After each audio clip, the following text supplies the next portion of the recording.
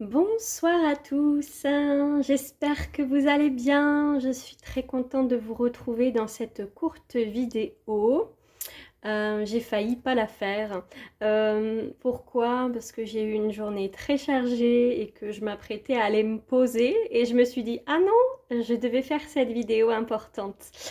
Une petite vidéo pour vous informer, vous annoncer que le 29 juin, je vais faire un cercle lumière pour enfants en nature et il y en aura un au mois de juillet, le 16, au magasin Théora à Mérignac.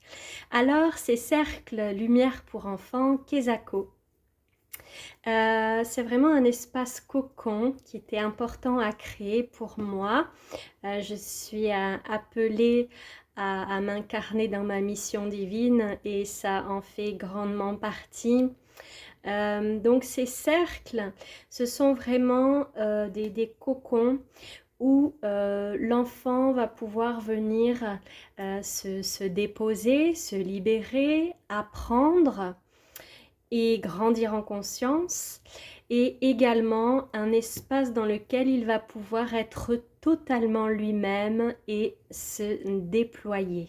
Ça va vraiment être un endroit pour lui, un endroit ressource et un endroit d'empuissancement. Je suis très contente voilà, de cette création. Co-création puisque tout est inspiré. Voilà, j'ai été mise sur un chemin bien précis.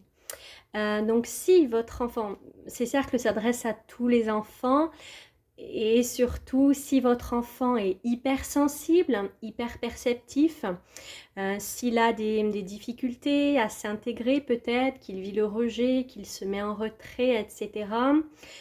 S'il a une sensibilité particulière avec les cristaux, les animaux, les arbres, si vous êtes un petit peu dépassé par tout ce que votre enfant vous raconte, s'il voit des choses de l'invisible, voilà. Et si par exemple c'est un enfant que vous classez haut potentiel et que vous êtes un petit peu dépassé avec tout ça, c'est vraiment le lieu consacré, dédié à vos enfants. Donc, dans ces cercles lumière, il y aura donc une thématique qui sera abordée, sur laquelle on va travailler de façon très ludique pendant le cercle. Celui du 29, nous allons aborder les émotions. Donc l'enfant va pouvoir conscientiser ses émotions, apprendre à les gérer.